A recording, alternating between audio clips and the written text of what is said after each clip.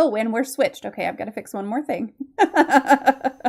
No worries. Every now and then Discord is like, I'm going to flip-flop the order that everything appears in, and so I have to go in and fix it. Otherwise, you would be MommaFoxFire and I would be Brittany, and that's not how this is. Well, hello everyone. Welcome to another Mental Health Monday. Thank you guys so much for being here on Even Tacos Fall Apart. I'm really excited for tonight's conversation. I think it's going to be a really great one. We do have a question queue open if you have any questions about the topic tonight, which our topic tonight is selective mutism, which is something we have not talked about before. We're going to talk about Brittany's path from adversity to advocacy. So really excited to have Brittany joining us. Brittany, thank you so much for being here and just taking the time out of your evening. Of course. Thank you for having me. I'm so excited to talk about this. Mental health is so important to me, and I believe we need more awareness with mental health, and I'm really happy to be here. Absolutely. So I'm going to tell you all a little bit about Brittany and then we will get going. But if you have questions, oh wait, did I actually open the queue? Hold on, let me see. Yes, I did. Okay, it is open. We're good. If you have any questions for Brittany, feel free to pop them into the chat, !Q, follow that with your question. That'll put it into a question queue and we will make sure to get them addressed while we are here and live. So Brittany Krystantos is a best-selling author, mental health advocate, motivational speaker, TED Talk presenter, and the host of a mental health series. She is widely recognized for her significant impact in the field. Overcoming challenges such as selective mutism in her early years, she transformed her personal journey of anxiety and depression into a profound commitment to helping others. At the age of 15, Brittany authored the acclaimed book, I Am Not Your Average Teen, offering insights, hope, and practical strategies for navigating the complexities of mental health. With a mission to make a meaningful difference in countless lives, Brittany continues to inspire individuals to overcome their own challenges. Her journey from silence to happiness serves as a guide for those seeking to find their voice and navigate the intricacies of well-being. And I've got a few ways you can connect with her. We've got website, Twitter, Instagram, YouTube, and LinkedIn. So I'm going to post those for you guys. If you want to connect, make sure you go say hi, give her a follow, give her a couple likes, a couple of comments, all those engagement type things. Me. Yep. Hey, say hi. Absolutely. Let's talk. Be friends. 100%. So again, Brittany, thank you so much for being here and joining us tonight. Of course. Thank you for having me. And we do have a question in the question queue already. Bite Mark would like to know, what is your favorite poem? My favorite poem. I don't know if I have a favorite poem. Oh my God. Honestly, I don't know. I happen to know that she also accepts things like favorite songs, which are poetry in and of themselves. So, favorite song or anything like that? Favorite song. I'm gonna go to my recent song list and I can tell you my favorite song I've been listening to right now. There we go. That's perfect. Hey, absolutely it counts. Anything. Right now, Kelly Clarkson, Dance With Me, has been on the playlist. That's my hype song. My happiness hype song. Hey, everyone needs a happiness hype song. I like that. Perfect. I'm sure I've heard that song because I do love Kelly Clarkson. I think she's one of the few vocalists that could literally do anything these days. But I can't quite think of how that one goes. So I'm going to have to listen to it after this for sure. Now, I listed off a bunch of things that you do, and I want to start by asking, what do you enjoy doing when you're not busy with your work or sharing your story or writing or anything like that? Well, I love taking daily walks lately because I'm in Canada and the weather is getting cold now. So I'm kind of utilizing like the fall weather right now. So I've been taking a lot of daily walks with my dog, cuddling with my dog, and reading books. I am a total book lover. Recently, I've been reading a special book from a special friend. It's called Speak Love to Me, and it's about men's love language. Author's D. Calloway, and it's a really interesting book about men's love language and like how to like save a lasting relationship and like what men want. It's really cool. Another thing is I love romance books. That's another thing that people don't know about me. I love romance books. And I'll be reading romance books versus like self-help books. But honestly, this book over there is really interesting. So I loved it and it was incredible. But daily walks, I said, reading books. And honestly, just yoga, working out, like, I'm not that fun. Like some people like have a fun life. I'm not a fun person, so that's fun for me. You know what? Reading books and doing yoga and taking walks sounds like fun. I don't know It's what you really like, mean.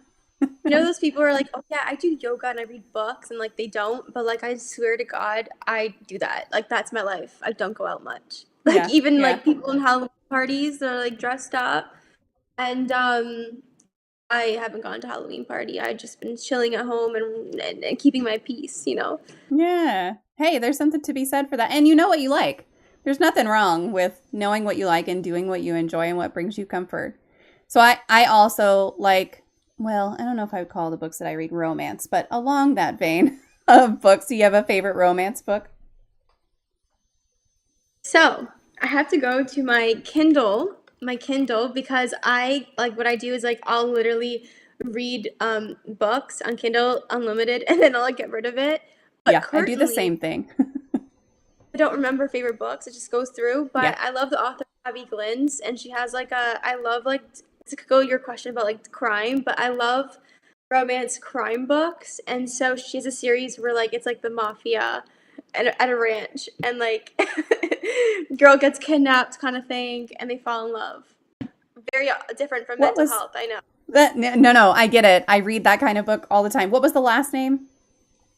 Abby Glynns, Glines, is Okay. the author, and the book. Well, the book I'm reading right now is called Storm. It's a whole. I think it's like 9 books. Each book Okay. is a different brother in this mafia on a All ranch. right. For some reason that's not pulling up on Goodreads, but I will have to find it. Oh, here it is. Here it is. I was spelling Abby wrong. That's what it was. Yeah, ABBI. ABBI. Yep. Okay, well I'm going to post a link to her author page just if anyone is interested in checking that out cuz that does sound actually right up my alley. So I'll go check that one out for sure. Yeah, So we are going to talk a little bit about true crime. Do you have a true crime story that fascinates you? I don't. No, Sorry, I'm no just true thinking. crime story. That's I don't have okay. a true that I like. I no, I don't.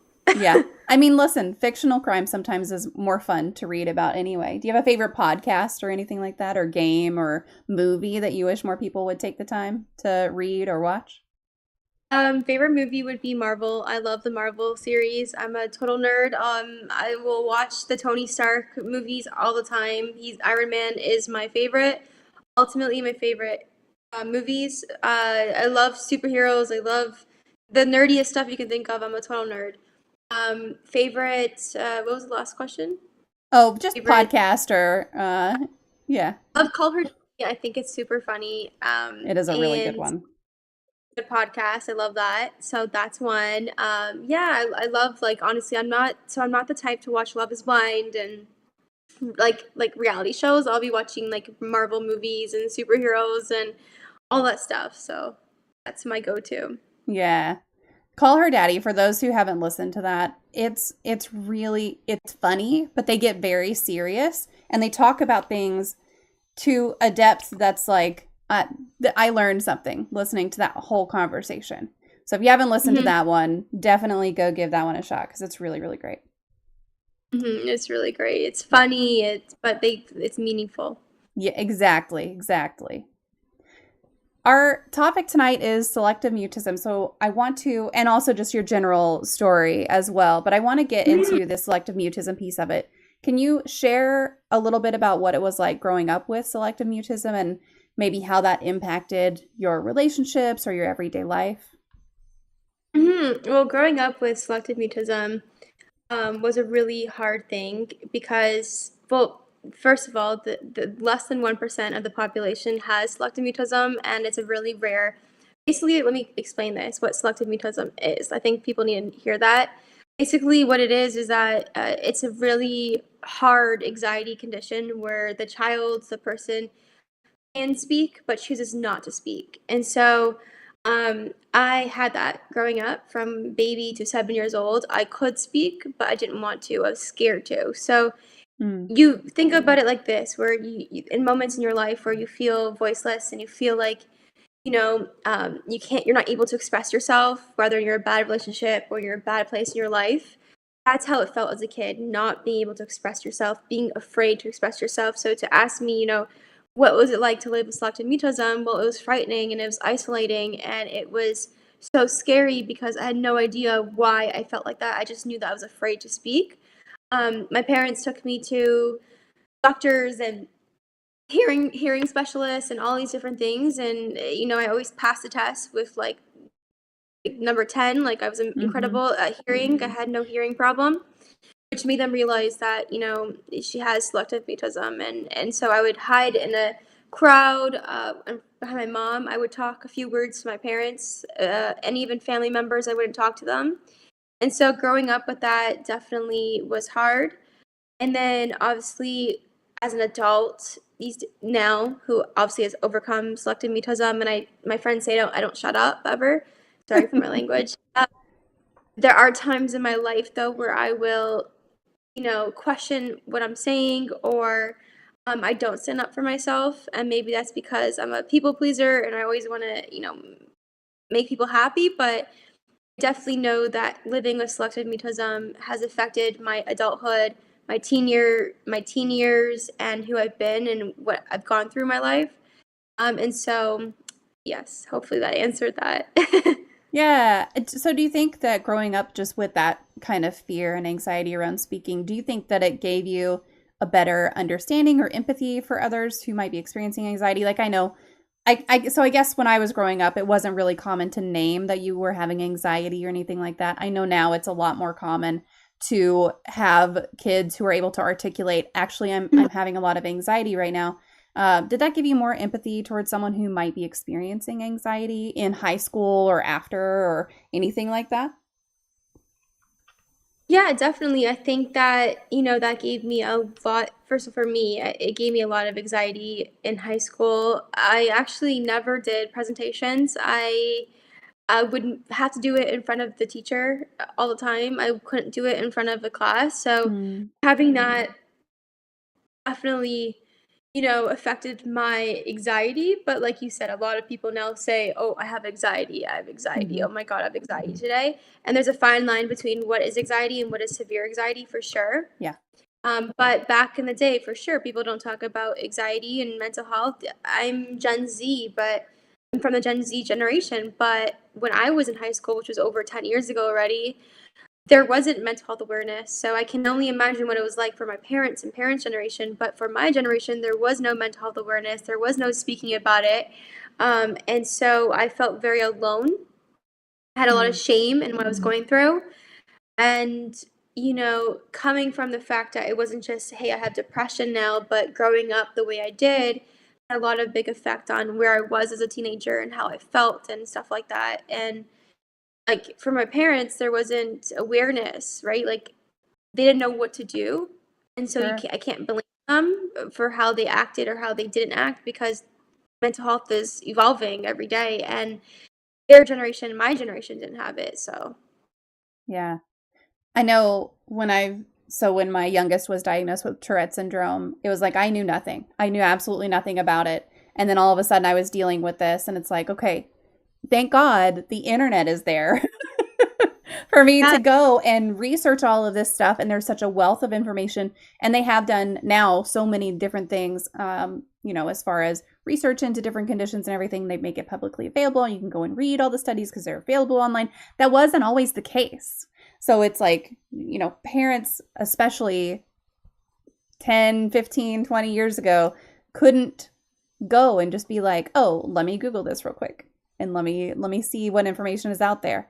Um, exactly. There wasn't ChatGPT, there wasn't yeah, Google, there wasn't that, so it was hard. But now it's great that people are talking about it and people, it's evolving as a society. yeah, yeah, for sure. Oh, yeah, that's a good point. Of course, nowadays the internet will also make you think you have every illness in the DSM. That is, Growling, that's a really good point because you can definitely go on and be like, it's the WebMD lookup, right? You're going to go on and you're going to be like, I cut off my pinky toe. And they're going to say, wow, you have cancer, you're dying next week. Like that's sometimes you get the other extreme. So Yeah. you do have to definitely have to balance like what information are you seeking versus what information when you find are you willing to critically think about and decide if it's accurate. Yeah, Especially for sure. me, a hypochondriac over here. So many times I have like a headache and I think I'm dying of cancer, and I go to my doctor. I'm like, hey, doctor, whatever her name is, I'm not going to say it on here, but I have a headache, or I have, my heart's racing. Should I go get a heart test? She's looking at me. She's like, Brittany, come on. What did you read on Google now? Like, Yep. so. Yeah, most definitely. Are there a lot of like particular misconceptions around selective mutism that you dealt with when you were growing up? Definitely, there was a lot of misconceptions. I mean, for me, it was hard because no one understood why I wasn't speaking, and so people around me started treating me differently because they started to get like used to the fact that hey, she's a shy kid, and I definitely, felt like an outcast. And my sister was 3 years older than me. Growing up, she was always the extrovert, always at karate classes, have so many friends, and I had one friend, and I would like whisper to. Like I wasn't like on a talking basis. It was like a whisper vibe, but like I had one friend. And so the misconception definitely was the fact that I was treated differently because I was different. I also felt like I wasn't good enough, and I felt invisible. And I always loved Harry Potter because Harry Potter had that invisible cape, and I always felt like that was me.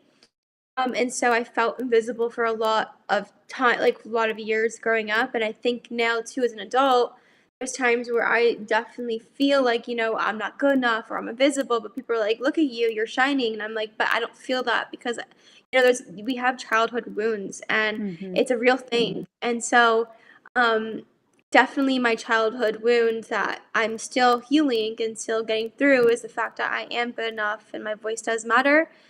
But I believe the misconception is for sure that no one understood it, and so they judged it really quick, family members and people around me, and they treated me differently. And I think if anyone's listening to this and they have a kid with selective mutism or having struggles that are a little different than others, and maybe there's no awareness, the best thing for the parents to do is to treat them like any other kid and allow them the safe environment to get through it. If one day I have kids, one kid when I do have kids one day, if my kid is going through what I went through, I would love to create a safe environment for my kid. Remind them they're not alone in this, and they can Mm-hmm. talk to me. And I think that is so important for any struggle, whether it's selective mutism, mental health, whatever it is. I think creating an open environment will remove the misconceptions and that are placed from people.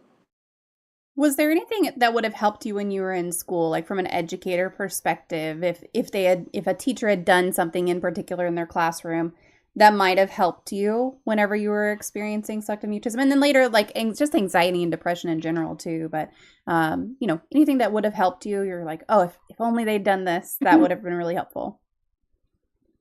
Yeah, definitely. I think education has a really big role in this, and there's no education, programs or systems in place for mental health. And I think growing up, if we're talking about like being a 7-year-old with selective mutism, having a teacher that understood that, which I did actually have a really good teacher in grade one that was. So her name is Miss Pinsoff, and she was so sweet and always telling me like, oh, you can whisper to me if you need anything. Like that was really great. But if we're talking about mental health in general now for teenagers and youth, I think a really big thing would be for the education systems to implement programs where we can, talk about mental health. They can learn, prevention programs for their mental health. That would be really, really important. But definitely, if a child is developing signs of selective mutism in school and preschool and kindergarten and grade one, whatever it is, I think the best thing for the teacher is to, not pick them out and like force them to talk, but allow them Mm, to be in a safe environment where they can talk to you. Of course, not making them do presentations, don't ask them math questions, like be very considerate of what they're going through. hmm it can be when I was growing up, it was very like if you're called on, you are expected to answer. Period. End of story. And it did feel sometimes, and I was the kind of student who had no problem with that, but I had classmates who clearly were uncomfortable, who clearly did not want to be called on, like would physically you could see them shrink in their desk whenever the teacher was trying to call on someone, and Feeling. it really felt like some teachers wanted to pick on those people who didn't want to be called on. And I hope that it's better now than it was when I was in school. But I do think that there's a lot of education that educators need to go through when it comes to mental health and when it comes to helping students with this kind of thing. Because it's not very common. You said 1% of the population, like that's such a small number of people. But the number of people who experience anxiety, especially around public speaking, which is being called on in class is public speaking. And people don't always put that connection together. But yeah, I think there's a lot of education that really needs to happen for sure. I agree with you. Yeah, the selective mutism is a really rare thing, and people can have selective mutism when developing trauma. Like it's not just kids. That's more common actually. Like selective mutism after someone getting assaulted or trauma in their life is Mm. when basically it's when something traumatic happens and it makes them go internal and they like can't talk or they don't want to talk. That is what's more common. But having a child born, birth out of the mom's wound and out in the world, that's too much description. But It's all good. the child late here. I'm tired. Um, okay, it's definitely late here. It's 10 o'clock. It's my bedtime. But basically, I don't know what I was saying. That's okay. Listen, we get lost here so often. I have a command for getting sidetracked. So you're good. You're in good company here. But yeah, I mean, it for sure, like there are different ways that you can get a lot of different conditions when it comes to mental health. A lot of it is trauma. That's a lot of reactions that you get out of people. Do you Where we're at. Yeah, so Yeah, yeah. it's rare to have mutism as a child. Like from like 0 to like 7. That's where I was, like born to 7 years old. So that's more rare, and that's when less than 1% of the population has that. Yeah. So I think that being that it was so rare, it was really hard for anyone to understand how to help me. Yeah, yeah. What I was getting at. Well, and especially if you can't communicate that, right? Like if you can't communicate how to help you because you have selective mutism, I imagine that's really frustrating. You can't write because you're young and you're a child and you're a baby, so it was Yeah, definitely hard. yeah. Growling said, I think my teachers and principal thought I had the opposite of selective mutism. Wow, where you just constantly talked. I mean, I definitely have a child who has that. That's funny. For sure. Reminder that we do have a question queue open. If you have any questions, feel free to pop them into the chat. We'll make sure to address them. I love I love that they said there's a couple people who said, I assume your doctor's name is Dr. McDoctorface. And then no, it's Dr. Dre. Like just that's funny. Hilarious. That is really funny. Oh yeah, because I said I'm not saying the doctor name. Yes. I'm gonna Yeah. just Yep. put it. Yep. First, What was the turning point in your journey to finding your voice as a speaker and an author, especially after having had selective mutism? Was there a specific moment or a person or anything like that that kind of inspired you or sparked that change? definitely. I think that I remember my first speaking gig. I was 18 years old, and and one of the and where I'm from in Canada, one of the like I'm in a little suburban town, and one of like a police officers found my book somehow and called me or like, emailed me to see if I wanted to speak at like a school for like a police event. And it was about like inspiring change and stuff like that. And I was 18 years old and I was so nervous. I just published my book and I was frightened. There was like 300 students in this like assembly in the high school and all these police officers. So I was like scared a little bit. And I remember like not wanting to go on stage, and because I had that fear of not talking, because I never did presentations in school, so I didn't have practice speaking. I was like literally about to not go on. Like I was like, can't do this.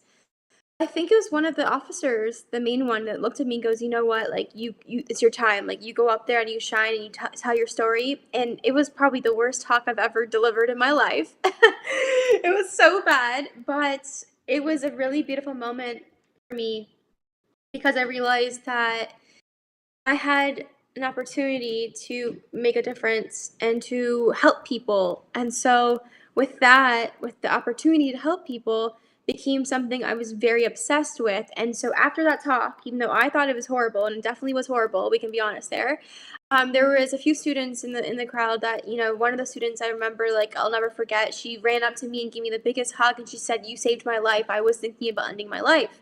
Oh, And wow. hearing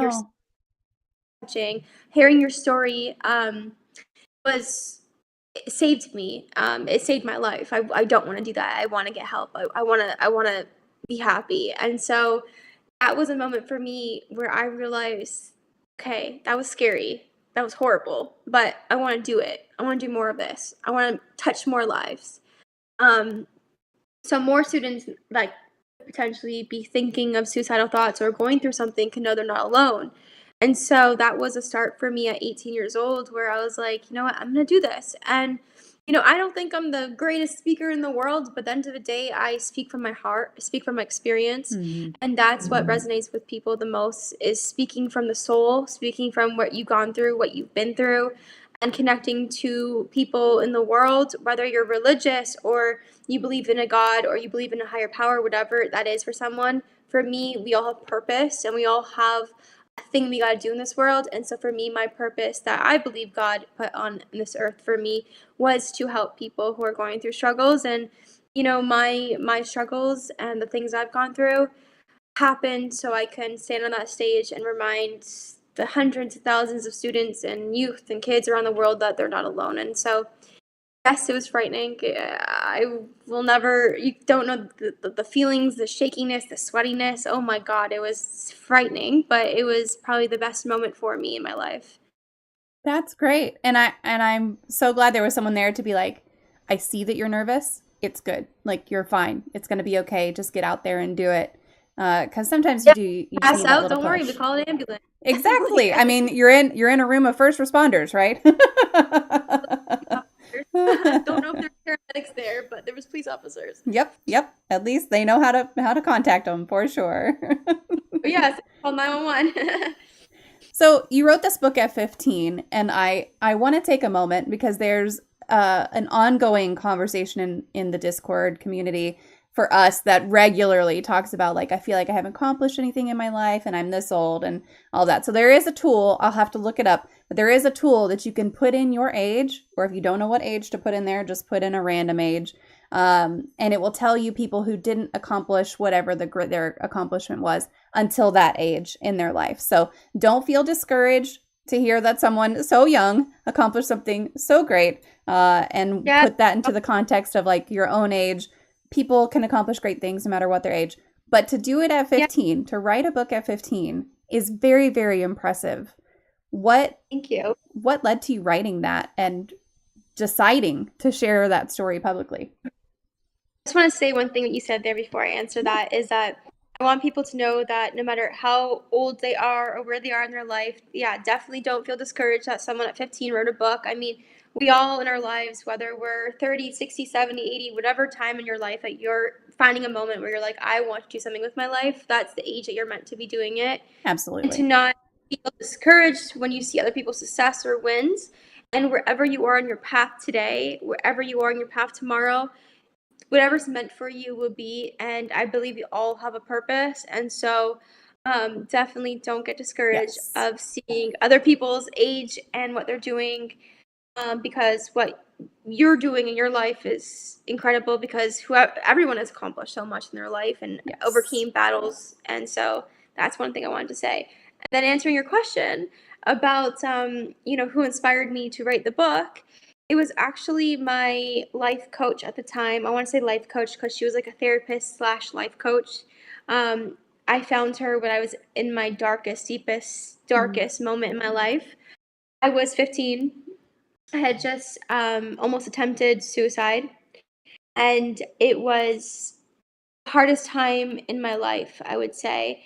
And I found her online. I did the whole Google finding a life coach or someone or therapist, and she popped up on Google. Reached out to her, and she lives in Toronto. Gave her a call, and she said to me, like, you're 15, you need your parents' consent. And that was the most awkward conversation for me because I never told my parents that I was going through depression and never told them Wow. about the test. That was a hard conversation to do, but I told them in front of her. And that was one moment. And then the moment of the lead up of the book was, I think it was a year of ongoing, or 6 months of ongoing sessions with her. She helped me find happiness. She taught me tools and things I needed in my life at 15 years old to overcome what I was going through. And so at one point where I would say I was in a good place mentally, she said to me, like, I believe it's time that you start writing a journal, and the journal could be an outlet for you. And then a few months later, she goes, it's time for you to take your journal and put it into a book, which became I'm Not Your Average Teen, the book I wrote. And so she told me, she pushed me and said, your story and your voice and your experiences and what you've gone through can make a difference for so many lives. And I was 16 and 15, 16. I was just turning 16 at the time. And she literally was like, you're writing a book. And I was like, no, I'm not. I don't want people to know what I'm going through. It's so embarrassing. I was one of those teenagers. I was like, no, we don't talk about that. The cool kids in school won't like me. But she was like, no, you're doing that. You're writing a book. You're putting it out there and you're going to make a difference. And so I became very, very dedicated on this book. And I, like, every day after school, come home, write it, work on it, even got a part-time job to help afford this book, and got an editor and cover and learned how to even publish it myself. I was so young. And so that's how it happened. And because of her, I'm on this path today. And, as frightening as it is, she helps me overcome those fears. And I remember the last conversation we had at that time was this whole idea that I felt like my voice didn't matter. And so didn't want to put my story out there because I felt like I wanted to be silent, like I always did as a kid. And she made me realize, like, are you a silent kid anymore?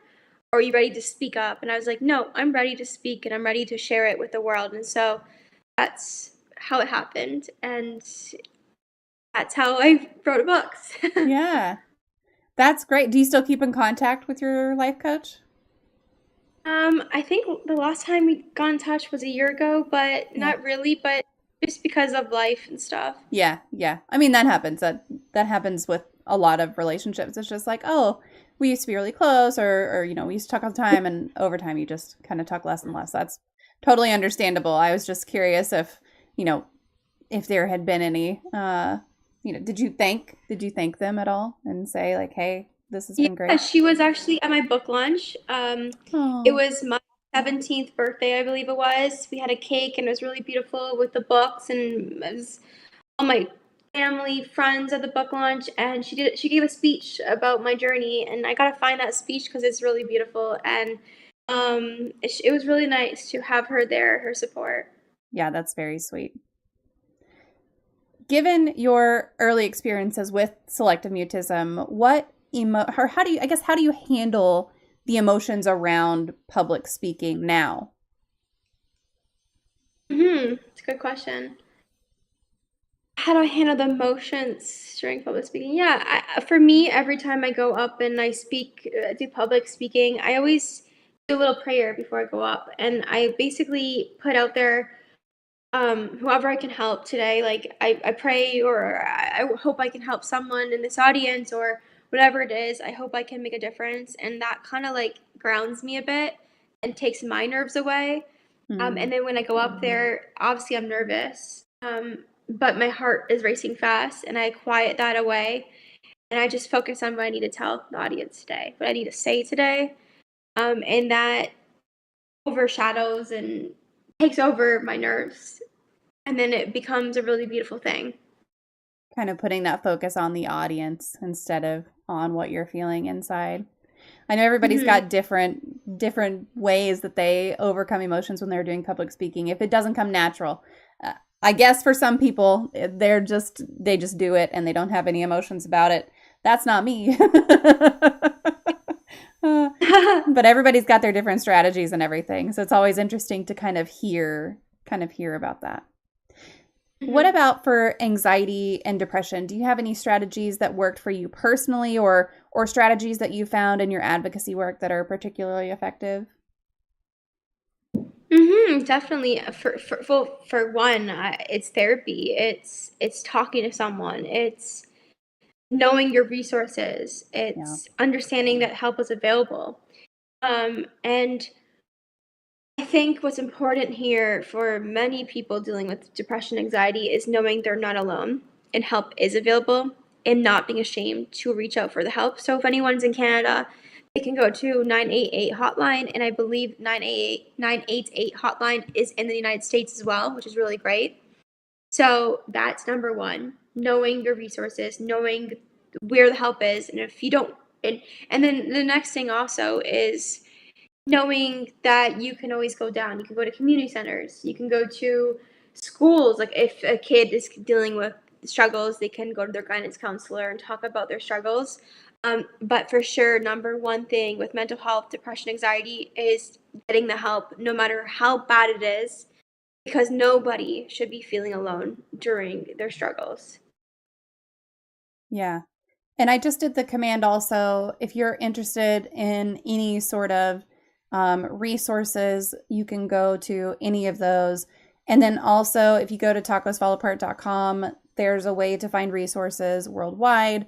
No matter where you are, you should be able to find something that can help you. So lots and lots of resources. And then I put the 988lifeline.org website as well. So any of those are great. There's a lot of hotline numbers and everything that you'll see on the screen. Anything that you could need, hopefully you'll be able to find something. And if you can't, please reach out because that's what we're here for. So now, Exactly. when you started sharing your story, did that change your perspective at all on your own mental health or on other people's mental health? Just the nature of sharing and getting all of that out there. Definitely, sharing my story became a really beautiful thing to do, and the change in the nature of that was just the fact that I got to connect to so many beautiful lives and beautiful souls. And for me, the most incredible thing is meeting people all the time and hearing their stories and hearing their vulnerabilities. And I believe it's the most incredible thing in my job is that I get to meet and hear such brave souls all the time. And that's what makes what I do so incredible. Yeah, absolutely. And just hearing other people's stories and everything is why I do this. Because it's so much fun to learn about someone else's experience rather than read a book on a topic or something like that. It makes it so much more personal to be able to kind of connect with that one-on-one uh, situation and everything. I know mental health advocacy has come a long way. We talked about that earlier. I also know that there's still a lot of work to be done, a lot of changes to be made. What changes would you like to see in the way that society approaches mental health, especially for young people? Yes, for one, I believe that we need to take away the stigma around Mm. mental health, no matter what. I believe the shame needs to be removed. There's so many people that have unsupportive parents because their parents are old school and they don't understand mental health. And so that is something that we need to do as parents need to do better. As parents, we need to understand, be educated on mental health. And so, if we're asking about the changes that people, society can do for mental health, it's that. It's simple. It's learning. It's about learning different ways about mental health, learning how you can better communicate with your kids or your friends. Because the worst thing in the world is being too late. That's the worst guilt anyone could ever go through. And so, Mm-hmm. doing your effort to be there for people, whether they say they need help or not. Because most of the time, when someone is struggling with mental health, they don't ask for help. It's simple, you know? Yeah.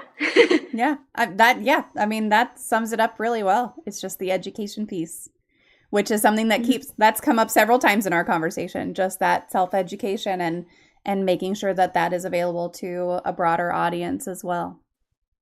Well, we are coming up on our last couple of questions. So folks who are here in the chat while we are live, feel free to ask anything that you want to ask. Make sure you get it in before we reach the end here. But I would like to go ahead and continue here with the next question, which is, what is your favorite life hack? Oh, life hack. Well, there's a few things. Okay, as a young adult, it's so important to make appointments at the doctor's office. Okay, when you're 26 years old, life hack is don't wait for your mom to make appointments for you. That's just something I learned recently. Yes, yes. But really, the life hack is definitely going with the flow and being okay with changes, being okay with people coming in and out of your life, being okay with growth is a life hack for sure. Being okay with transitions in your life. Um, Learning as you grow, as you get older, you learn more stuff. Relationships happen. People break up. People are friends. They're not friends anymore. Like, as life goes on, we change and we evolve. And so I think the biggest life hack is going with the flow and being okay with the uncomfortable. Yeah. And making appointments with your doctors. Making appointments with your doctors. Yes. My oldest is 17, and we were talking about, you're about to turn 18. You're going to have to make sure you give me permission. Like, that's going to be an extra step. If you're not going to do it yourself, you're going to have to be on the phone with me, and we're going to have to be making these appointments like together. So we're starting to have those conversations of like, you're getting older. You're going to have to start doing this stuff. Let's make sure that you understand how to do it. And then also, if you need me to be on the phone and make those appointments with you, of course, that's something I'm willing to do. But yeah, making your own appointments is hard at first, for sure. But you got to get there. Most definitely. And remembering you have that appointment is another thing. Yes. Put it in your calendar. Immediately put it in your calendar and set a reminder. Absolutely. I would forget all of my appointments if they weren't in my calendar. 100%. Yep. All right. Well, it's time for the magic moment. Let's see if it is working. Yay. If you could wave a magic wand and eliminate one common opinion or misconception about mental health, what would it be? One misconception about mental health is definitely that mental health makes you weak. I want to remove that. I think anyone with mental health, they are no different than anyone else. I think mental health is your strength. And so let's remove the whole judgment and the weakness. Mental health does not make you weak. It makes you strong. It just means you have a heart and soul and you're going through something. So let's wand that magic wand on that. 100%. Yeah, everyone goes through something in their life. It just is the fact of life in general. So I love that. We got to be here for each other. Absolutely. Yes, community is important. Yep. Well, Brittany, I'll just open it up to you and say if there's anything we didn't talk about, any resources you want to throw out there. I will post your socials one more time, so if anyone is looking to connect, y'all can go ahead and do that through the links that I'll post here in just a second. But I'll just give you the mic and let you talk about anything we didn't get to cover today. Thank you. Well, the only thing I want to say before we end this is if anyone is listening to this and you're going through some struggles, I want you to know that you're not alone and that help is available. And I know sometimes it feels hard not knowing what tomorrow is going to bring, and it feels, frustrating not knowing how you're going to sometimes maybe pay the bills, or if you're facing grief in your life and you lost someone you love, or you're going through a heartbreak, you're going through some challenge or battle in your life, whatever it is, whether it's finances, relationships, personal, career, whatever it is, no matter your age, your height, your weight, your color, your background, I don't care. Whatever it is, we're all people. And I want you to know that you're not alone and that you are so strong and brave to make it to another day. And so if you are going through anything, doesn't have to be extreme. It just means that you're going through something, to reach out to someone, to not be alone, and also to know that my door is always open and you can slide into my DM and we can be friends. Absolutely. I echo that as well. If you're looking for people to connect with, you got two right here. So you're not alone. Exactly. Well, Brittany, thank you so much. This was a beautiful conversation. I'm so glad that we took the time to do this, and I'm glad that you were able to stay up for it. I know it's late for you. Thank you. Of course, I'm up and going to bed now, everyone. Absolutely. Chat, give me just a minute. I will be right back. Let me disconnect with Brittany. Stick around. We'll be playing some games after this.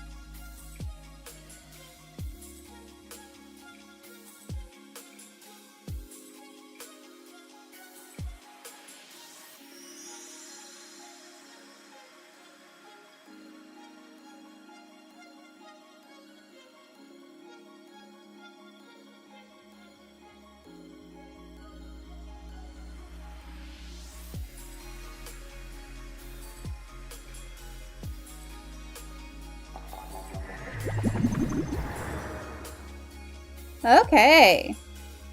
Turn this down a little. Oh, it's already down pretty low. Maybe I just need to turn my headphones down. Okay, I think hopefully I got all the audio issues that I have been having fixed. I'm not positive that that is the case. I'm about to reach out and see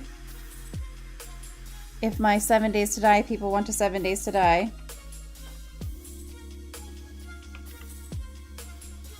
I'm gonna send them all the.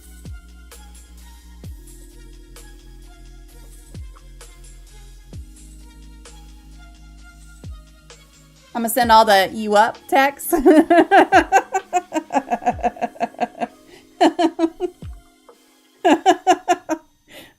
So I'm gonna get into a voice chat and hopefully it will work without any issues. Like I didn't have any issues that I noticed. Hey Tim, I didn't have any issues that I noticed with that. Before I do that though, I am gonna stop on YouTube. I will restart on YouTube, but it'll be under a different header. So